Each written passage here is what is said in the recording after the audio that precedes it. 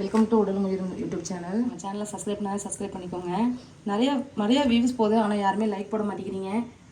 நீங்கள் போகிற லைக் தான் அடுத்தடுத்து நான் போகிற வீடியோ என்ன பூஸ்டப் பண்ணோம். இன்றைக்கி நம்ம என்ன பார்க்க போகிறோம்னா பீக்கங்காய் மீன் போட்டு கடைசியில் தான் பார்க்க போகிறோம். அதுக்கு தேவையான இன்க்ரீடியன்ஸ்லாம் எடுத்து வச்சுருக்கேன்.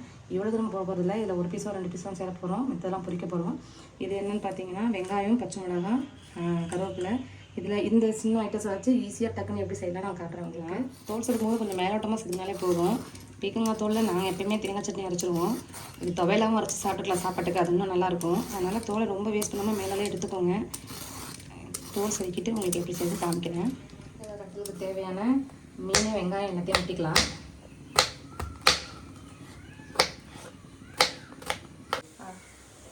அதில் சட்டி வச்சுக்கலாம். தேவையான அளவு கொஞ்சமாக தண்ணி இப்போ ஊற்றிக்கோங்க. இந்த தண்ணி நல்லா கொதிக்கட்டும்.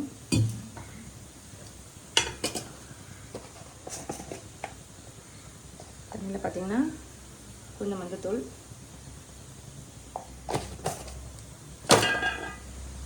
உப்பு. இந்த உப்பு பார்த்தீங்கன்னா இந்த மீன் ஆகியத்துக்கு அதுதான். இதில் ஒரே ஒரு கிழங்கா மீன் வச்சுருக்கேன். கிழங்கா மீனை சேர்த்து விட்டுடலாம். இது நல்லா கொஞ்சம் பாயில் ஆகட்டும்.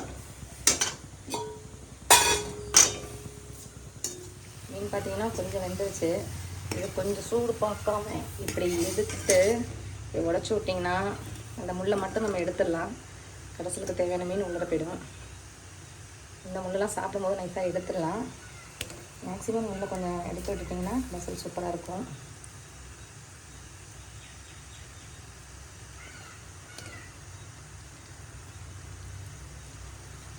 ஓகே ஃப்ரெண்ட்ஸ், இந்த முள்ளை கடாசிடலாம்.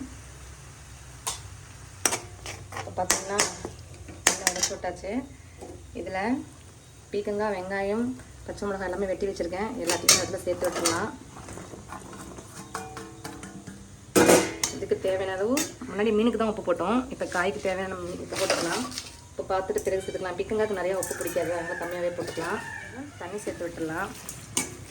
இது ஒரு பக்கம் நல்லா வேகட்டும், மூடி வச்சிடலாம். இதுக்கு தேவையான மசாலா நம்ம ரெடி பண்ணலாம். டீசெண்டாக அடுப்பத்தை வச்சுக்கலாம். இந்த மசாலாவுக்கு ஒரு கதை இருக்குது. இது டீசெண்டாக சொல்லணுன்னா மீனுக்கு தேவையான மசாலா. இதோட உண்மையான பேர் சொல்லணுன்னா பொறுமா. இது வந்துட்டு எங்கள் ஊரில் எல்லாருமே இது யூஸ் பண்ணுறது. எங்கள் சைடில் உள்ள சில கோயில்களுக்கு மட்டும் இதை யூஸ் பண்ணுறாங்க. ஆனால் இந்த பொறுமான்னு பேர் சொல்லவே சில பேர் வைக்கப்படுறதுனால இந்த டிஷ்ஷே இதை நிறைய பேர் அவாய்ட் பண்ணிடுறாங்க. இப்போ நான் இந்த பொறுமை எப்படி மேக் பண்ணுறதுன்னு பார்க்குறேன். அப்போ வறுமையில் இருக்கும்போது எல்லாருமே இதுதான் அதிகமாக, அப்போ தேங்காய்லாம் ஜாஸ்தியாக பயன்பாட்டுக்கு இல்லை, பொறுமை தான் யூஸ் பண்ணியிருக்காங்க. சட்டி சூடாகட்டும். இன்க்ரீடியன்ஸ் தான் அரிசி, வரமிளகா, சோம்பு 3 தான் போட போகிறோம்.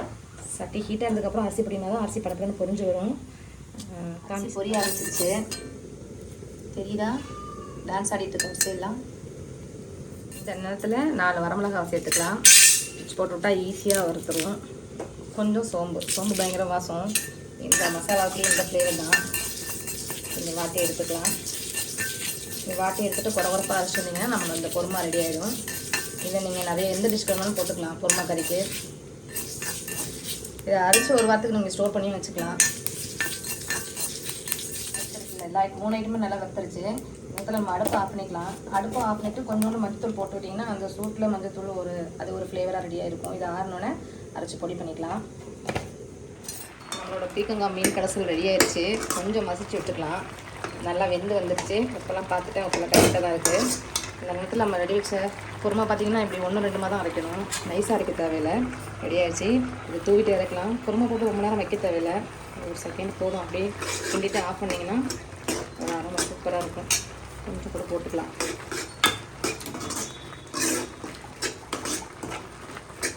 பார்த்தீங்களா, நம்மளோட பொறுமை கறி ரெடி. எல்லோரும் இதை ட்ரை பண்ணி சாப்பிட்டு பார்த்துட்டு எப்படி இருக்குன்னு சொல்லுங்கள். இப்போ நம்மளோட கருவேப்பிலையை போட்டுக்கலாம். ஆஃப் பண்ணிடுறேன். டிஷ் ரெடி ஆயிடுச்சு. Thank you friends. நம்ம பீக்கங்காய் கடைசல் போட்டு சாப்பாடு ரெடி ஆயிடுச்சு. நல்ல வாசத்தில் சாப்பிட ஆரம்பிச்சிட்டேன். சாப்பாடு செம்ம டேஸ்ட்டு. நீங்களும் சாப்பிட்டு பார்த்து எப்படி இருக்குன்னு சொல்லுங்கள்.